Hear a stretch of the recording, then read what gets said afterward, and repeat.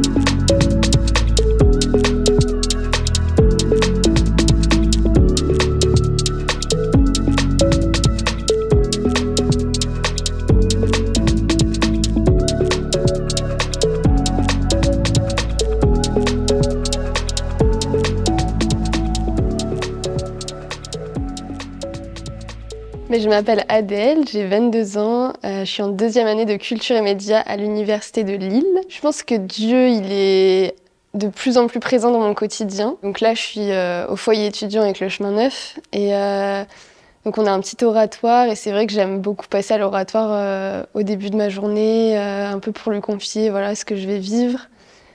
Même quand je rentre des cours, pareil, passer pour le remercier, pour venir me mettre à nouveau devant lui. Donc c'est plein de petits moments où j'aime bien aller lui rendre visite, quoi, un peu comme un ami et lui parler de tout ce que je traverse au quotidien. 6 heures, c'est une bonne heure pour rentrer de soirée ou pour aller prier? Pour rentrer de soirée plutôt. Ta foi, tu la considères plutôt cache ou cachée?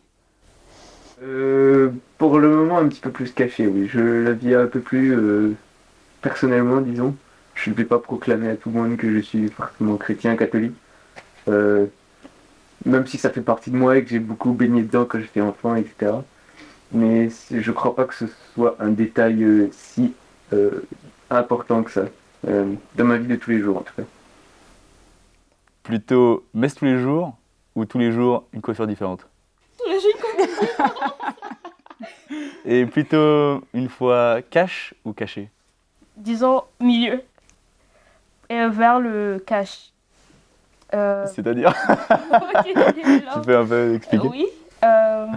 En soi, mes parents sont chrétiens catholiques et tout, donc je me dis, vas-y, j'ai la foi, je garde ça pour moi, pas besoin de montrer que, vas-y, j'ai la foi en un Dieu. Mais après, je me dis que Dieu nous demande de montrer qu'on a la foi afin de ramener d'autres personnes. Donc je me dis, vas-y, je commence mollo pour vraiment ramener les gens et montrer vraiment ma foi. Tu considères que tu as une foi plutôt cache ou cachée? Plutôt caché. Après, ça dépend. Quand il y a beaucoup de monde, c'est caché. Et quand c'est en petit comité, plus cash. Je suis plus à l'aise d'en parler quand il y a peu de monde. Et voilà. Je n'aime pas m'afficher dans ma foi et tout. Voilà. J'ai grandi dans une famille pas pratiquante. Mes parents n'étaient pas pratiquants, etc. Mais ils étaient quand même baptisés. Donc ils n'avaient pas reçu d'éducation chrétienne, mais ils en avaient déjà un petit peu entendu parler, etc. J'ai fait ce parcours de foi pendant mon enfance et mon adolescence quasiment tout seul avant de rejoindre du coup le catéchisme à 14-15 ans. En fait, c'est mon ex-petite amie, enfin, mon ex-petite copine qui m'a ramené à l'église. J'étais frappé vraiment de... J'ai adoré comment ça se passait, etc.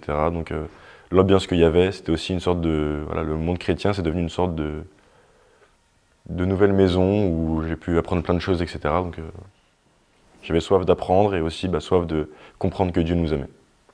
Mais je pense que ça s'est fait petit à petit, donc je ne m'en suis pas vraiment rendu compte. Et voilà, au bout d'un moment, je m'en mettais à Dieu quasiment tous les jours et depuis quelques années, c'est presque un réflexe.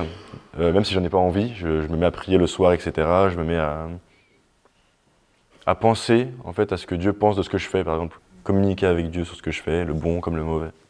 Donc dans toutes mes actions, je me dis, est-ce que ce que je fais, ça relève d'un homme bon, ce que Dieu apprécierait? Ouais, c'est vrai que je vais pas forcément à la messe toutes les semaines, etc. Je trouve même pas forcément cette motivation. Déjà, prier quelques minutes, ça peut être super dur, mais j'essaie de faire ces efforts. Ouais, j'essaie de faire ces efforts au quotidien quand même pour avoir un cadre quand même avec Dieu. Et puis je sais que dans des moments où je fais pas forcément des choses qui sont moralement très chrétiennes, j'essaie de penser à Dieu et de me dire, est-ce qu'il aurait aimé que je fasse ça en fait? Est-ce qu'il aime que je fasse ça? Et puis c'est ma manière moi de prier, quoi. Moi, c'est Diamandra, j'ai 22 ans. Je suis malgache. Moi, j'ai grandi dans une famille chrétienne. Depuis l'année dernière, j'ai voulu me rapprocher encore plus de Dieu. Et là, je cherche vraiment la présence du Seigneur dans ma vie quotidienne. Et aussi, un défi que je m'étais mis cette année, c'était aussi de lire la Bible en un an. D'abord, c'était un défi personnel, un petit challenge que je voulais faire parce que c'est vrai qu'en voyant les autres jeunes sur les réseaux sociaux dire que eux, ils vont accomplir ce défi, moi, je me disais, mais moi aussi, je peux le faire. Et aussi, je voulais toujours dans cette approche de vouloir me rapprocher du Seigneur, quoi de mieux que de lire sa parole. Le moteur de ce changement, je dirais, c'est vraiment ma motivation à vraiment me rapprocher du Seigneur. Et par exemple, quand j'ai la flemme un petit peu d'aller à l'église, je me dis, mais le Seigneur, il est mort à la croix pour toi. Toi, tu veux même pas aller à l'église. Toi, tu veux passer le paradis avec lui, alors que là, tu veux même pas aller à l'église, il y a un problème. Est-ce que vous croyez que Dieu il peut agir dans les petites choses de la vie quotidienne? Oui. Style, vous avez des exemples? C'était le mercredi passé. Je voulais pas aller à la fac parce que mon cours était à 7h. Donc j'avais la flemme, j'avais 50 minutes de route à faire. J'étais là en mode Seigneur, si seulement on pouvait modifier mon emploi de temps. Et quelque chose me dit, fais un petit effort. Du coup, je me suis levée, je suis allée à la fac. Je vois la dame me regarde. J'étais assise devant. Et elle me dit, écoute, le mercredi prochain, tu viens à 9h. J'étais en mode... Enfin, c'était bizarre. Parce que c'est ce que je voulais, c'est ce que j'ai demandé à Dieu. Mais je ne m'attendais pas à ce que la dame me le dise en même temps. Je m'attendais à faire des efforts en mode, madame, écoute, je ne pourrais pas me lever très tôt. Ma maison est à 1h50 minutes de la fac et tout. Mais c'est venu comme ça. Mais je ne sais pas pourquoi elle a fait. J'en ai aucune idée. Je pense que c'est Dieu qui l'a touché. Donc voilà. Du coup, attends, la prochaine fois, la semaine prochaine, elle t'autorise à la place de venir à 7h, de venir à 9h, c'est ça? Oui. Juste toi? Oui. Hyper sympa. Ah ouais. Eh ben, ça marche bien. Tous les jours, j'essaie de faire en sorte d'accompagner Dieu, de me faire sentir accompagné par Dieu. Donc ça peut être par plusieurs trucs. J'écoute beaucoup par exemple de louanges. J'écoute beaucoup en fait, c'est du rap chrétien, donc de certains artistes chrétiens, etc. Ou des artistes qui ne sont pas forcément ouvertement chrétiens, mais qui parlent de Dieu dans leurs textes. Et donc voilà, j'aime bien écouter des choses comme ça qui me rappellent Dieu. Ou sinon, à l'échelle peut-être un peu plus globale, j'aime bien faire des bonnes actions, etc. Mais sans vraiment penser à ce que Dieu penserait, c'est juste... C'est que tu dégages pas forcément un temps spécifique dans ton emploi du temps pour... là, je prends un temps spécial pour Dieu. Mais c'est plus quand tu fais tes activités que tu... Je sais pas, invoques Dieu ou tu penses à Dieu. Ouais, un peu tout le temps quand, je sais pas, j'ai cet éclair qui me dit faut que je pense à Dieu, faut que je repense que je fais un truc spirituel, mais sinon tout le temps avant de dormir je fais une petite prière. C'est mon moment, mais sinon jamais je me dis faut que j'aille prier un quart d'heure, etc. pour que voilà, Dieu sache que je pense à lui et tout, non. Parce qu'il sait qu'on pense à lui même quand on le montre pas ou qu'on se met pas dans une position dans l'oratoire et tout.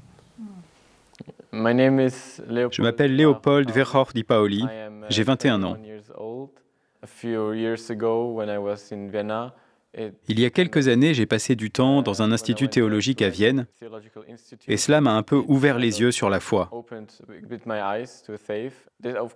Bien sûr, il y a toujours des hauts et des bas dans la foi. Et parfois, on remet en question ce en quoi on croit.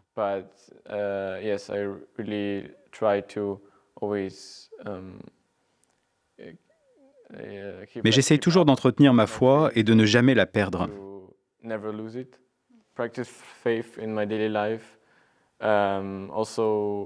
Vivre ma foi au quotidien me permet également d'avoir de meilleures relations avec les autres personnes, chaque jour.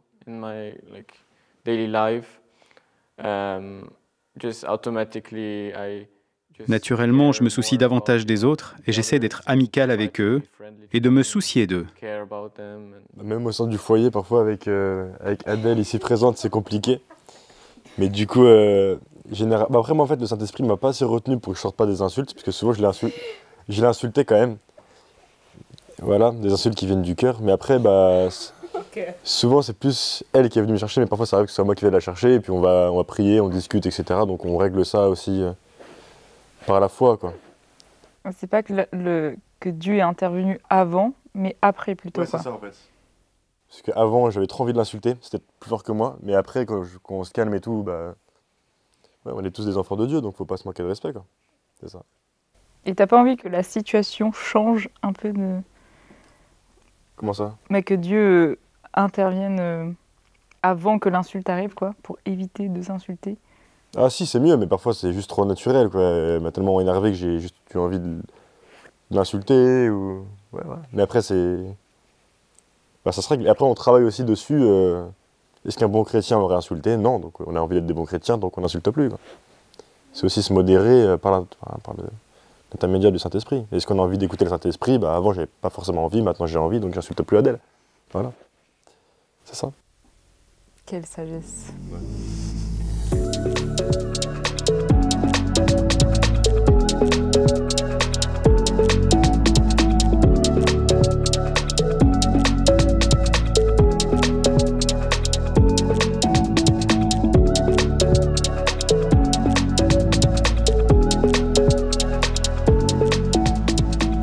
Alors pour moi, l'évangélisation directe, j'ai déjà essayé et je trouve que... Enfin, en tout cas, moi, c'est pas quelque chose avec lequel je suis très à l'aise d'aller aborder des gens tout de suite pour leur parler de Dieu.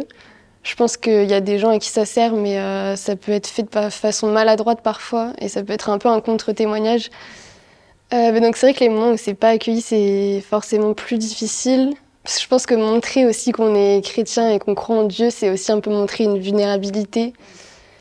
Et je pense qu'il y a rien de plus intime, je pense, que la foi. Donc c'est sûr que c'est un sujet sur lequel les gens peuvent nous attaquer et se moquer, etc. Mais après, globalement, j'ai pas eu de grosses expériences où on est venu trop m'humilier par rapport à ça. Ça peut être des petites blagues de temps en temps, mais au fond, parfois, les gens qui titillent aussi, c'est des gens que ça questionne ou que ça interroge. Donc j'aime bien, finalement, parfois que les gens m'embêtent avec ça ou réagissent plutôt qu'ils soient dans l'indifférence.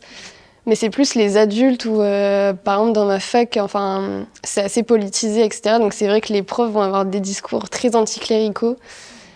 Et ça, c'est vrai que c'est plus difficile à entendre et on ne sait pas trop si on doit réagir, se taire. Donc je trouve que ça, c'est difficile à adopter comme posture. Mais après, c'est vrai qu'il y a des fois où on aurait envie un peu de faire comprendre tout de suite aux gens ce qu'on vit, de tout partager, mais je pense que c'est pas simple et il faut accepter que voilà, tout le monde n'est pas prêt à recevoir aussi Dieu dans sa vie ou à entendre certaines choses. En fait, ça m'arrive assez rarement de douter, mais ça peut m'arriver quand j'ai vraiment des gros moments de bas, j'ai des émotions vraiment très négatives qui me traversent. Et c'est dans ces moments que je me remets à Dieu, mais je me remets à Dieu plus, pas par détresse, mais je me sens... ça peut arriver de se sentir un petit peu misérable, donc de devoir se remettre à Dieu pour comprendre qu'on n'est pas tout seul dans ses épreuves, etc.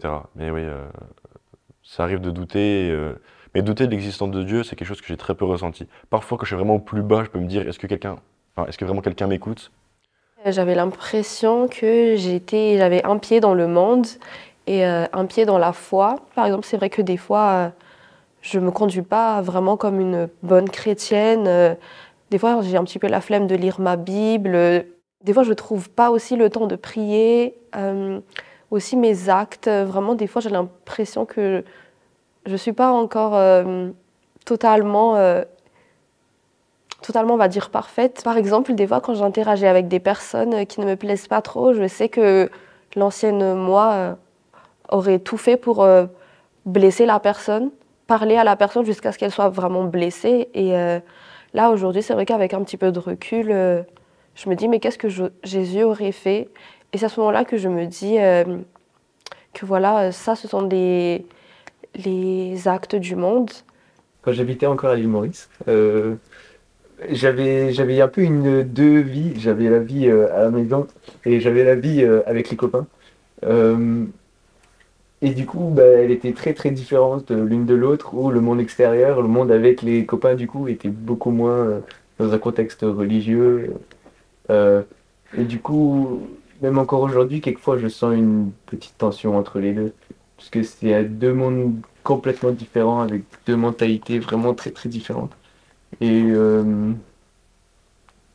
quelquefois ça clash un peu. Quelquefois, enfin bref, t'assumes pas trop quand t'es entre la sphère religieuse, t'assumes pas trop les conneries que t'as fait à l'extérieur. Ou sinon, quand t'es à l'extérieur, t'assumes pas trop la retraite que t'as fait dans le monde religieux. Est-ce que tu sens que t'es la même personne ou deux personnes différentes dans ces deux... Non, je crois que je suis encore la même personne, mais juste il y a un temps pour tout. C'est ça, il y a un temps, comment dire, quand c'est le moment de faire du sport, tu fais le sport à fond. Quand c'est le moment de faire la retraite, tu fais la retraite à fond. Quand c'est le moment de faire la fête, tu fais la fête à fond. Je sais pas, je dirais pas différent, mais juste dans un mindset différent, quoi, dans une humeur différente. Ça montre qu'un bon chrétien, c'est pas forcément une personne parfaite. Enfin, faut accepter ses défauts, etc. Enfin, on peut se permettre de se comparer aux disciples ou aux personnes de généalogie de Jésus. C'était pas des personnes hyper exceptionnelles, etc. Donc ça montre qu'on peut juste être nous-mêmes. Vous arrivez à parler un peu de votre foi à vos amis ou à quelquefois leur proposer d'aller à la messe ou comme ça, de façon juste pour découvrir? Ouais, mais après, je trouve qu'il y en a aussi beaucoup qui, justement, sont pas du tout contre rentrer dans une église. Hein. Moi, j'avais mon meilleur ami, je l'avais accompagné à la messe. Il avait jamais dit non ou quoi. Il avait juste dit, je trouve ça méga. Il a lâché des dingueries aussi. Hein. Il disait des trucs méga limites dans l'église, parce qu'il savait pas que c'était interdit. Du coup, je lui ai dit, refais ça, je te goume. Quoi. Mais refais ça, je te dirais qu'il faut pas faire ça. Mais en vrai, ils sont tous pour aller à l'église, quoi. Il n'y en a pas qui dit, ouais, non, c'est. Qui rejettent ça. Il n'y en a pas qui disent non, je suis laïque, on rentre pas dans une église, on rentre pas dans une mosquée. Ils sont tous intéressés par la religion, quelle qu'elle soit d'ailleurs, donc en vrai. Mais sinon, généralement, mes potes athées, vraiment, ils sont hyper ouverts avec ça, quoi. Et tout le monde devrait l'être, même nous en tant que chrétiens, si on doit aller visiter une mosquée ou une synagogue ou quoi, c'est totalement bête de pas vouloir rentrer. Enfin, Dieu est partout. Enfin, c'est pas toujours simple, mais j'essaie spontanément un peu, voilà, de dire que je suis dans un foyer étudiant chrétien, que je vais à la messe. Enfin, j'amène parfois des amis qui sont loin de la foi à la messe. Et donc c'est un peu ma façon d'évangéliser sans forcer et avec des gens où je sens qu'ils sont un peu ouverts à ça, quoi. Je pense que les jeunes finalement sont plus tolérants. Enfin, moi, dans mon entourage, au contraire, il y a beaucoup de questions. Je trouve que autour de moi, les jeunes sont très respectueux. C'est vrai que j'aime beaucoup aussi prier le chapelet. J'ai découvert cette prière, enfin je me la suis appropriée depuis peu de temps, mais j'aime beaucoup prendre mon chapelet quand je vais marcher, quand je sais que j'ai des transports, etc. J'aime bien prier dans les transports, parce que déjà ça me permet d'évangéliser autour de moi. Et parce que ça me permet aussi de prendre du temps pour prier pour les gens qui comptent pour moi, pour des choses qui se passent dans le monde. Alors qu'avant, c'est vrai que j'allais appeler des amis ou écouter de la musique, mais ça me permet même dans ces petits temps de off de mettre Dieu un peu dans ces moments-là. En fait, j'aime bien montrer que je suis chrétienne. Donc c'est vrai que je le montre en portant ma croix. Voilà, j'aime que ce soit visible, que les gens le voient, sans justement imposer en leur parlant directement de Dieu, mais ils le voient.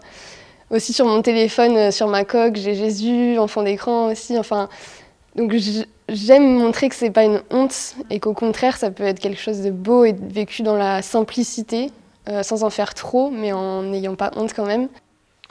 Alors ce qui est important pour moi, c'est de ressentir la bonté du Seigneur chez les gens et aussi de la faire sentir sur les autres de moi, quoi. Donc, quand je pense à l'amour qu'on reçoit de Dieu, j'ai envie de donner, redistribuer cet amour aux autres, quoi. Voilà, comme je sens que d'autres le redistribuent envers moi, je me sens, voilà, j'ai besoin de redonner cet amour que Dieu me distribue. Que dirais-tu aux jeunes chrétiens qui n'osent pas parler de leur foi? Du coup, je dirais à ce chrétien ou à mon jeune frère, à ma jeune sœur, de prier. Enfin, c'est la base. Il faut toujours prier et il y a une première fois à toute chose. La première fois, ça va pas vraiment être waouh, en mode vas-y, j'ai d'être ça. Mais peut-être ça va marcher, peut-être tu vas tomber, mais en même temps, tu apprends. Et Dieu est fier de toi quand tu montes ta foi. Dieu est vraiment fier de toi et tu te dis ah ouais, ça c'est mon enfant. Donc vas-y, fonce. Donc voilà. C'est pas très très grave d'avoir des doutes dans sa foi, je crois. Une relation, ça fait haut en bas, haut en bas. Même moi en ce moment, je crois que je suis un peu plus en bas qu'en haut. Mais je crois qu'il y a toujours espoir. Il y a toujours un espoir que ça remonte ensuite. Et puis, il faut bien sûr faire le pas en avant. Je ne crois pas que le Seigneur pourra tout le temps venir te récupérer en bas. Il faut que toi, tu fasses un pas en avant. Comme on dit les autres, une relation, il y a des hauts et des bas. Après, il faut que tu dises que tu n'es sûrement pas le seul dans la même situation. Il y a peut-être des gens de ton entourage qui sont chrétiens que tu ne le sais peut-être pas. Et tu vas peut-être le découvrir en le disant. Et ça va peut-être leur donner du courage de le dire aussi. Et vous verrez, le fait d'avoir un ami chrétien, c'est quelque chose d'extraordinaire. D'avoir quelqu'un en dehors de sa famille avec qui partager sa foi, c'est vraiment quelque chose. Alors moi je vais faire le PNJ, je vais citer la Bible, mais quand tu pries, ne prie pas devant les gens pour leur montrer que tu pries. Quand tu donnes, ne donne pas aussi devant les caméras, voilà. Donne juste avec toi et la personne avec qui tu donnes. Faut pas que les gens s'interposent entre toi et ta foi. Comme ça ta foi elle va se solidifier, parce qu'en fait c'est une relation entre toi et Dieu. C'est pas une relation discrète, relation parfaite. Après si tu te sens à l'aise d'en parler, tu peux en parler. Mais au début, si c'est compliqué pour toi, ta foi, garde ça entre toi et Dieu, et quand tu seras plus à l'aise, tu pourras le partager. Mais voilà, il faut que ça reste entre toi et le Seigneur. Amen. Mais toi, quand tu pries, retire-toi dans ta pièce la plus retirée, ferme la porte et prie ton Père qui est présent dans le secret. Ton Père qui voit dans le secret te le rendra. Matthieu 6, 6.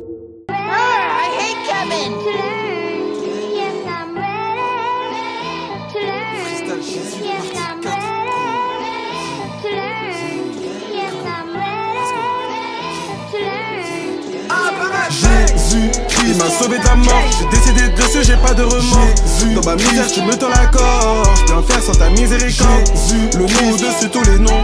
Nous croyons en sa résurrection.